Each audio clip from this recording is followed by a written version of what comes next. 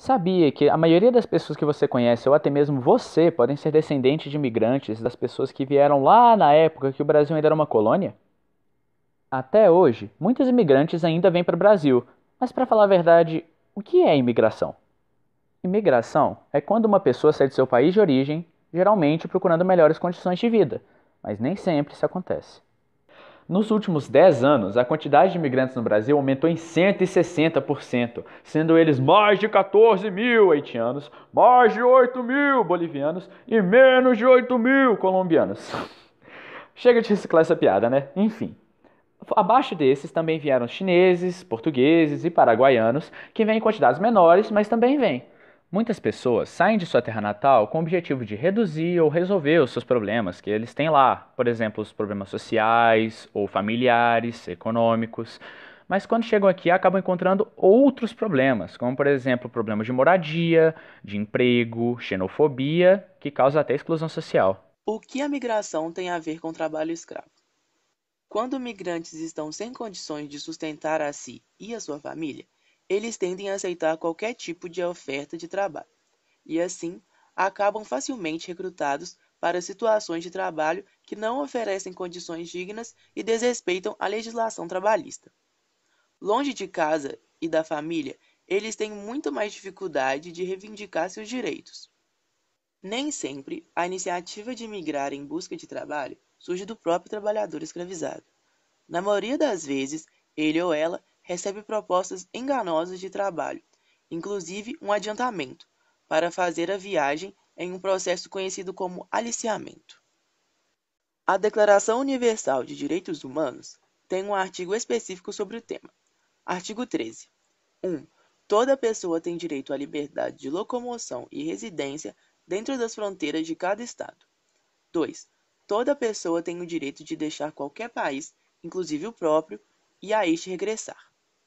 Mas em que situação encontram esses países para que essas pessoas queiram sair?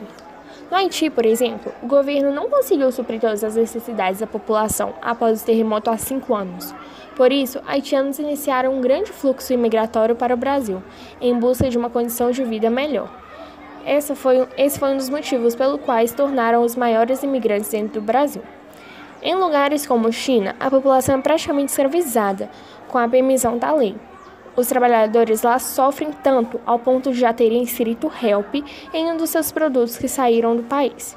Já na Bolívia, a população vive em uma grande crise política há anos. Na Venezuela, a economia está precária e a política uma desordem, ao ponto de que 18 mil venezuelanos pediram refúgio em 2017 para o governo brasileiro. Mas e a situação desse povo aqui no Brasil? O Procurador Federal de Direitos do Cidadão, João Akira Omoto, declarou: "O Estado brasileiro está sendo incapaz de atender a este repentino aumento de pessoas demandando serviço público. Quem tem feito o acolhimento e oferecido a atenção necessária a esses imigrantes é a sociedade civil." Com essa fala, podemos ver o quão sobrecarregado o governo está. E realmente, por termos uma xenofobia entre os próprios brasileiros e curiosidades entre os estrangeiros, muitos imigrantes recebem ajuda civil. Só que essas ajudas não são para todos, o que resulta em imigrantes nas ruas ou trabalhando como trabalho escravos ou análogo à escravidão. Mesmo com todas as garantias estabelecidas na Carta Magna, após 26 anos de Constituição, nos deparamos cada vez mais com as notícias sobre trabalho escravo no Brasil. A Carta Capital divulgou no dia 28 de novembro de 2014 notícias sobre uma fábrica teste no centro da capital paulista que mantinha um grupo de 37 funcionários bolivianos, entre eles 36 adultos, 21 homens e 15 mulheres e uma adolescente de 16 anos. Esses imigrantes vivem em alojamentos com condições desagradáveis, tinham descontos referentes à alimentação e moradia em seus salários, eram submetidos a jornadas de trabalho exaustivas e a violência física, verbal e psicológica. Um dos bolivianos resgatados relatou que produzia 26 vestimentas por hora e um cronômetro ao lado da máquina de costura controlava a produção. Em 2013, 121 imigrantes haitianos foram resgatados em condições análogas à escravidão em 2 operações diferentes. Uma das casas parecia uma senzala da época colonial. Era absurdamente precária. No fundo, havia um espaço bem grande, fogões a lenha e a construção nem era de alvenaria, afirmou o auditor fiscal da operação. O principal caso envolvendo a libertação de haitianos no Brasil até hoje culminou no resgate de 172 trabalhadores. O flagrante de escravidão acontecia em uma obra de mineradora anglo-americana no município mineiro de Conceição do Mato Dentro. Até fevereiro de 2018, já entraram no Brasil 38 mil imigrantes da Venezuela. O Ministério Público do Trabalho sugeriu ao governo federal medidas para que imigrantes venezuelanos não sejam escravizados no país.